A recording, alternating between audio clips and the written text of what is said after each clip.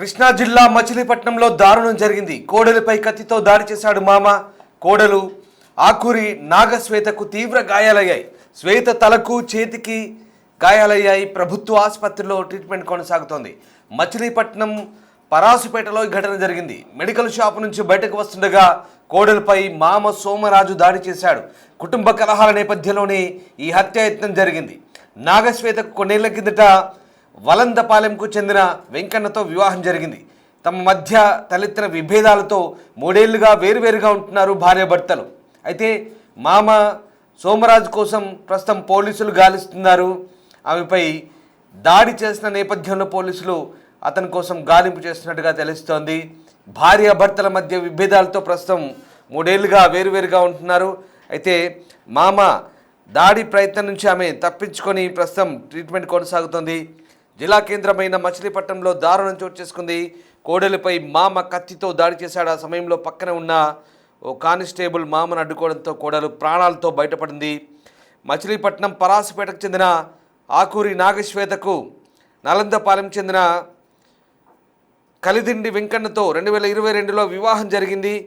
వీరి కాపురం కొంతకాలం సజావుగానే జరిగింది. అయితే ఏడాదిన్నరగా భార్య భర్తలతో పాటు 2 కుటుంబాల మధ్య విభేదాలు మొదలయ్యాయి. దీంతో నాగశ్వేత పుట్టింట్లోనే ఉంటుంది.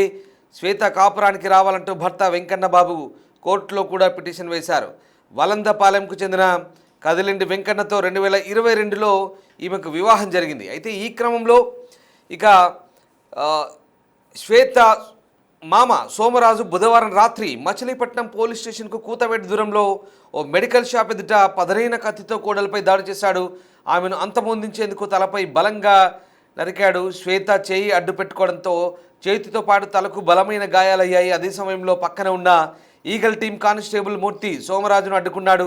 అతని చేతిలో కత్తిని లాక్కొని సోమరాజును చిలకలపూడి పోలీసులకు అప్పగించాడు. జరిగిన సంఘటన తెలుసుకున్న బందరు డీఎస్పీ రాజు హుటాహుటిన ఘటనా స్థలానికి చేరుకొని వివరాలు తెలుసుకున్నారు. బాధితురాలు శ్వేత మచిలీపట్నం సర్వజన ఆసుపత్రిలో చికిత్స పొందుతోంది. శ్వేత తండ్రి రాజు ఎస్పీ ఆఫీస్లో పీసీఆర్లో హోంగార్డుగా పనిచేస్తున్నాడు. కోడలిపై మామ హత్య చేసేందుకు గల పూర్తి వివరాలకు సంబంధించి ప్రస్తుతం పోలీసులు ఆరా తీస్తున్నారు. ఒకసారి ఆమె గాయపడ్డప్పుడు ఆసుపత్రిలో చేర్పించిన దృశ్యాలు మనం చూడొచ్చు. ఇటు పక్క నాగశ్వేత ఫోటో కూడా చూడొచ్చు మనం. ఆమె వివాహం 2022లో జరిగింది. అయితే విభేదాల కారణంగా భర్తతో దూరంగా ఉంటుంది. ఇటీవల ఏడాదిన్నరగా దూరంగా ఉంటుంది. దీంతో మరి కక్ష పెంచుకున్న మామ ఆమెపై ఎందుకు దాడికి దిగాడనేది ఇంకా పోలీసులు ఆరా తీస్తున్నారు. గతంలో యువ భారత్ కార్యక్రమంలో ఆమె తీసుకున్న ఒక మెమెంటోకు సంబంధించిన దృశ్యాలు చూడొచ్చు. నాగశ్వేత తీవ్రంగా గాయపడి ఆసుపత్రిలో చికిత్స పొందుతున్నప్పటి దృశ్యాలు ఒకసారి చూద్దాం.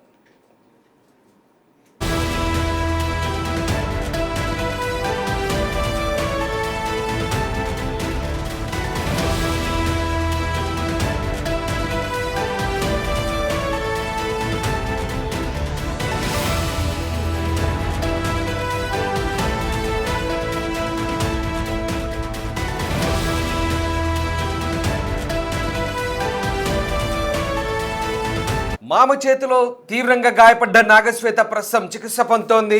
అయితే ఎందుకు ఆమెపై అదను చూసి కాపు కాసి దాడి చేశాడనే కోణంలో ప్రస్తుతం పోలీసులు ఆరా తీస్తున్నారు. గాయపడ్డ ఆమె ఇప్పుడు ఆసుపత్రిలో ట్రీట్మెంట్ పొందుతుంది. ఆమె తనపై జరిగిన దాడికి సంబంధించిన వివరాలు కూడా వెల్లడించింది. ఒకసారి నాగశ్వేత ఏం చెప్తుందో చూద్దాం. నా పేరు ఆకూరి నాగశ్వేత. నేను ఇలా పలానా అపోలో మెడికల్ షాప్ దగ్గర డైలీ కూర్చుంటాను.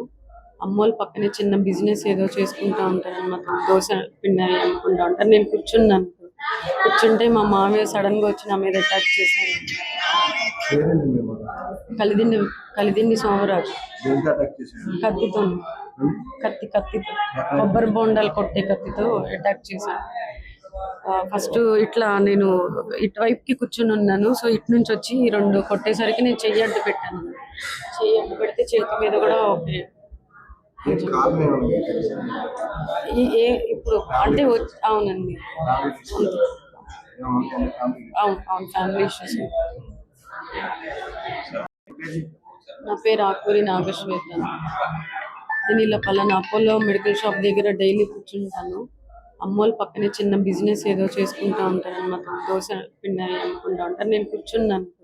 కూర్చుంటే మా మామయ్య సడన్ గా వచ్చి నా మీద అటాక్ చేశారు. పేరేంటి మీ మాట?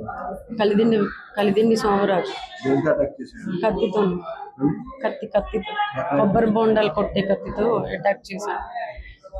ఫస్ట్ ఇట్లా నేను ఇటువైపుకి కూర్చుని ఉన్నాను. సో ఇటు నుంచి వచ్చి రెండు కొట్టేసరికి నేను చెయ్యి అడ్డు పెట్టాను. చెయ్యి అడ్డు పెడితే చేతి మీద కూడా ఓకే దీనికి కారణం ఏమన్నా మీకు తెలుసా? ఇప్పుడు అంటే అవునండి. ఏమన్నా ఫ్యామిలీ? అవును ఫ్యామిలీ ఇష్యూస్. మెడికల్ షాప్ సమీపంలోనే నాగశ్వేత నివాసం ఉంటుంది. అయితే కాపుగాచి ఆమె మామ ఆమెపై దాడికి యత్నించినట్టుగా తెలుస్తుంది. ఆమె చెప్తున్న వివరాల ప్రకారం ఆమెపై నేరుగా కొబ్బరి బోండాల కత్తితో నరికే ప్రయత్నం చేశాడు. దీంతో ఆమె తప్పించుకునేందుకు చేతిని అడ్డం పెట్టింది. ఆమె చేతికి గాయాలయ్యాయి, చాలా క్లియర్గా కనిపిస్తున్నాయి. డిస్టర్బింగ్ విజువల్స్ అవి. ఈ దృశ్యాలు మిమ్మల్ని కాస్త కలవరపాటుకు గురి చేసే విజువల్స్ ఇవి. ఆమె చేతికి గాయాలయ్యాయి, తలకు గాయాలయ్యాయి. అదృష్టవశాత్తు ఆమె ప్రాణాలతో బయటపడింది. లేదంటే కత్తి వేటు నేరుగా మెడపై కానీ తలపై కానీ పడితే మెడ నరికి చంపేసి ఉండేవాడనే వాదనలు వినిపిస్తున్నాయి. నాగశ్వేత ఆ దాడి నుంచి తప్పించుకుంది, మామ దాడి నుంచి తప్పించుకుంది. గత కొద్ది రోజులుగా భర్తతో విభేదాల కారణంగా ఆమె దూరంగా ఉంటుంది కాపురానికి. ఇద్దరి మధ్య గొడవలు జరిగాయి, పెద్దల సమక్షంలో పంచాయతీలు కూడా జరిగాయి. కానీ ఇంకా వ్యవహారం కొలిక్కి రాలేదు, సర్దుబాటు కాలేదు. ఈ నేపథ్యంలో మామ ఆమెపై కక్ష కట్టి దాడికి దిగినట్టుగా తెలుస్తోంది.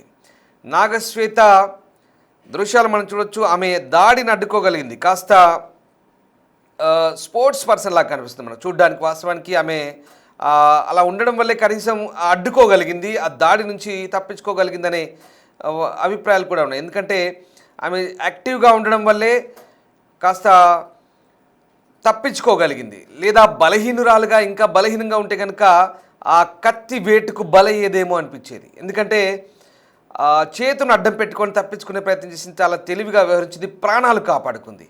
చేతికి గాయాలైనా సరే, ఆ గాయాలైనా సరే అంటే కనీసం ప్రాణాలు దక్కించుకోగలిగింది అన్నట్టు. అంటే గాయాలు మానుతాయి కానీ ప్రాణాల నుంచి బయటపడింది.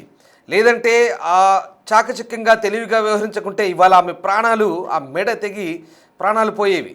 అంత కిరాతకంగా ఆ మామ ఆమెపై హత్యాయత్నం చేశాడు, అటాక్కు ప్లాన్ చేశాడు. ఈ నేపథ్యంలో ప్రస్తుతం స్థానికులంతా కూడా అక్కడ గుమిగూడారు. అలాగే అక్కడే ఉన్నటువంటి మరో కానిస్టేబుల్కి అతను అప్పగించారు, పోలీసులకు కూడా అప్పగించినట్టుగా తెలుస్తోంది. కుటుంబ కలహాలు అంటే 2022లో వీళ్ళకి వివాహం జరిగిన తర్వాత భార్యాభర్తల మధ్య మనస్పర్ధల నేపథ్యంలో దూరంగా ఉంటున్న క్రమంలో ఇదంతా జరిగినట్టుగా చెప్తున్నారు. ఆసుపత్రిలో గాయపడ్డ నాగశ్వేత మాట్లాడింది. ఒకసారి మా కృష్ణా జిల్లా ప్రతినిధితో మాట్లాడే ముందు నాగశ్వేత ఏం మాట్లాడిందో చూద్దాం. నా పేరు ఆకూరి నాగశ్వేత. నేను ఇలా పలానా అపోలో మెడికల్ షాప్ దగ్గర డైలీ కూర్చుంటాను. అమ్మోళ్ళ పక్కనే చిన్న బిజినెస్ ఏదో చేసుకుంటా ఉంటారు అనమాట. దోశ పిండి అవి అమ్ముకుంటా ఉంటారు. నేను కూర్చున్నాను. కూర్చుంటే మా మామయ్య సడన్ గా వచ్చి నా మీద అటాక్ చేశారు. పేరేంటి మీ మాట? కలిదిండి సోమరాజు. దేనికి అటాక్ చేశాడు? కత్తితో కొబ్బరి బోండాలు కొట్టే కత్తితో అటాక్ చేశాను. ఫస్ట్ ఇట్లా నేను ఇటువైపుకి కూర్చుని ఉన్నాను. సో ఇటు నుంచి వచ్చి రెండు కొట్టేసరికి నేను చెయ్యి అడ్డు పెట్టాను. చెయ్యి అడ్డు పెడితే చేతి మీద కూడా ఓకే దీనికి కారణం ఏమన్నా మీకు తెలుసా? ఇప్పుడు అంటే అవునండి. ఏమన్నా ఫ్యామిలీ? అవును ఫ్యామిలీ ఇష్యూస్. మచిలీపట్నం పరాసపేటకు చెందిన శ్వేత కొద్ది రోజులుగా భర్తతో దూరంగా ఉంటుంది. అయితే వివాదాలు తారాస్థాయికి చేరడంతో మామ కోడలిపై దాడికి ఎత్తించినట్టుగా తెలుస్తోంది. పోలీస్ స్టేషన్కి కూతవేటు దూరంలోనే ఈ దాడి జరగడంతో స్థానికులంతా కూడా వేగంగా స్పందించి ఆ దాడిని అడ్డుకొని అతన్ని పోలీసులకు అప్పగించారు. అలాగే ప్రస్తుతం ఈ ఘటనకు సంబంధించి పోలీసులు కూడా దర్యాప్తు చేస్తున్నారు. ప్రస్తుతం నాగశ్వేత అక్కడి సర్వజన ఆసుపత్రిలో ట్రీట్మెంట్ పొందుతోంది. పోలీసులు కేసు నమోదు చేసి దర్యాప్తు చేస్తున్నారు. నాగశ్వేత ప్రాణాలు కాపాడుకోగలిగింది. తనను తాను ఆత్మరక్షించడంలో భాగంగా చేతులు అడ్డుపెట్టి ఆ దాడి నుంచి బయటపడగలిగింది. ఈ నేపథ్యంలో ప్రస్తుతం పోలీసులు ఆమె మామను అదుపులోకి తీసుకొని భర్తను కూడా అదుపులోకి తీసుకొని విచారిస్తున్నట్టుగా తెలుస్తోంది.